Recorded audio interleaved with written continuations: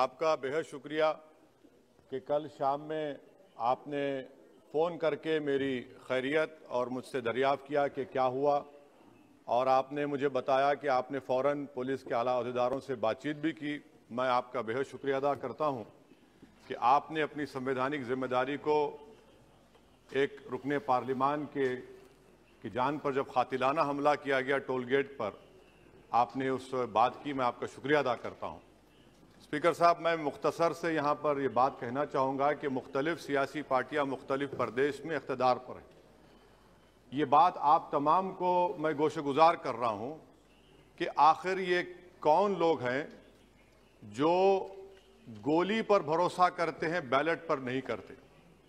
आखिर ये कौन लोग हैं जो इतना रेडिकलाइज हो चुके हैं कि इनको इस संविधान पर एतमाद नहीं रहा, उनको अंबेडकर के बनाए हुए संविधान के खिलाफ हैं, जो इतनी नफरत पैदा करते हैं। आखिर ये कौन लोग हैं? मैं इसको सियासी गुफ्तगू नहीं करूंगा, ये सबके लिए छोड़ रहा हूं, क्योंकि जहां तक मुझे मालूम कि मैं 2 मरतबा का विधायक हूं, 4 मरतबा का सांसद हूं, और अगर इस तरह से अगर राजनीति आगे बढ़ेगी कि टोल गेट पर गाड़ी रुकती है और 4 राउंड गोलियां चलाई जाती हैं, आखिर इन नौजवानों को ये कैसे रेडिकलाइज हुए? और मैं सरकार से पूछना चाहता हूं कि क्या उन्होंने ये रेडिकलाइजेशन सैयद कुतुब की किताब पढ़कर रेडिकलाइज हुए, अब्दुल्ला अज़ाम की किताब पढ़कर रेडिकलाइज हुए, या अयमन अल ज़ोहरी की किताब पढ़कर रेडिकलाइज हुए? इसीलिए मैंने सरकार से 2015 में कहा था कि इंटरनल सिक्योरिटी डिपार्टमेंट MHA में, उसमें तमाम मज़ाहिब के लोगों का एक काउंटर रेडिकल सेल बनाइए आप।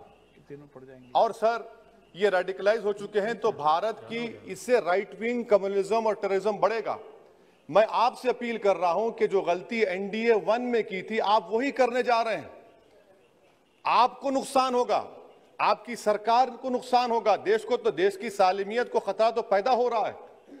सर, मैं आपके जरिए से सरकार को यह भी बताना चाहूंगा कि जिन लोगों ने ये रेडिकलाइजेशन किया है, आप इस पर गौर करिए, इन पर UAPA क्यों नहीं लगाते आप? अगर कोई स्पीच देता है, अगर कोई फेसबुक पर किसी क्रिकेट मैच पर किसी टीम की तायीद करता है तो UAPA लगता है। एक सिटिंग MP के ऊपर UAPA नहीं लगेगा सर। मैं सरकार पर छोड़ता हूं। सर, चौथी बात यह है कि रेडिकलाइजेशन की जब बात होती है, हमने यहां पर एक कांग्रेस के बड़े नेता से सुना कि 2 भारत हैं दौलत के एतबार से। नहीं सर, भारत की दौलत मोहब्बत है। भारत की दौलत पैसों की दौलत नहीं है, भारत की दौलत मोहब्बत है। हां, 2 भारत हैं, एक मोहब्बत पर जो पिछले कई बरसों से आबाद है, और एक नफरत पर भारत बन रहा है। तो क्या आप दौलत की भारत की मिसाल देंगे या मोहब्बत की भारत की मिसाल देंगे? अगर मोहब्बत की भारत की मिसाल देंगे तो उसमें आपको मेरी जबान को रोकने के लिए गोली चलाने की जरूरत नहीं है। इस 2 भारत को समझने की जरूरत है। सर, खत्म सर, मुझे खत्म सर सुनिए सर, मैंने करीब से 6 फीट से गोलियां देखी, मुझे बोलने दीजिए सर। हो सकता है कि कल दिन ना देखूं मैं। अगर मैं यहां पर नहीं बोलूंगा तो कहां बोलूंगा सर? आप मुझे प्लीज बोलने दीजिए। सर, मैं आपसे गुजारिश यह करना चाहूंगा कि आप हरिद्वार में, रायपुर में और इलाहाबाद प्रयागराज में मेरे बारे में क्या कहा गया, आपके नाईबी की रिपोर्ट है ना, आप क्यों छुपा रहे उसको? देखिए, मैं मौत से नहीं डरने वाला हूं, हम सबको जाना है इस दुनिया से। बल्कि मैंने कह दिया कि मैं इस वतन में पैदा हुआ, मेरी मां की कोख से तो जमीन पर लिटाया गया। जब मेरी आंख बंद हो जाएगी तो इंशाल्लाह औरंगाबाद की जमीन मुझे दफनाया जाएगा। मगर मैं आपसे अपील करना चाह रहा हूं सरकार से सर, कि जो कुछ बातें की गई हैं उसको देखिए। मैं Z कैटेगरी सिक्योरिटी नहीं चाहिए मुझे, मैं हरगिज नहीं चाहिए मुझे। मैं 94 से पॉलिटिक्स में हूं, मैं आजाद जिंदगी गुजारना चाहता हूं। मैं घुटन के साथ जिंदा नहीं रह सकता इस दुनिया में। मुझे जिंदा रहना है तो अपनी आवाज उठाना है, मुझे जिंदा रहना है तो सरकार किसी के उनके खिलाफ बोलना है, और अगर गोली लगती है तो मुझे कबूल है, मगर मैं घुटन की जिंदगी नहीं गुजार सकता सर। मेरा मानना यह है कि संविधान में अगर देश के गरीबों को, मजलूमों को, अल्पसंख्यक समाज को सिक्योरिटी मिलेगा तो मुझे मिलेगी। सर, आपकी चिंता हमें है ना सर, इसलिए सिक्योरिटी दे रहे हैं। सर आपको नहीं सर, देश के गरीब बचेंगे तो मैं बचूंगा। ओवैसी की जान इखलाक पीलू से बढ़कर नहीं है सर। ओवैसी की जान उस वक्त बचेगी जब गरीब की जान बचेगी। इसीलिए मैं आपके जरिए सरकार से अपील करना चाहूंगा कि सर, इस नफरत को खत्म करिए, इस नफरत को खत्म करिए और इस पर आप गौर करिए। मैं नहीं लूंगा सिक्योरिटी, मैं जेड कैटेगरी नहीं चाहता हूं सिक्योरिटी।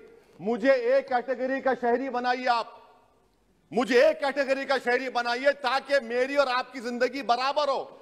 जब देश के प्रधानमंत्री पर सिक्योरिटी ब्रीच हुआ, अपोजिशन की तरफ से मैंने कहा था कि गलत हुआ, सब सेकुलर पार्टी के लोगों ने कहा कि ओवैसी तुम क्यों बोले, तुम क्यों बोले। मैंने कहा नहीं, देश का प्रधानमंत्री मेरा है, सिक्योरिटी ब्रीच हुई तो एक्शन लेना चाहिए।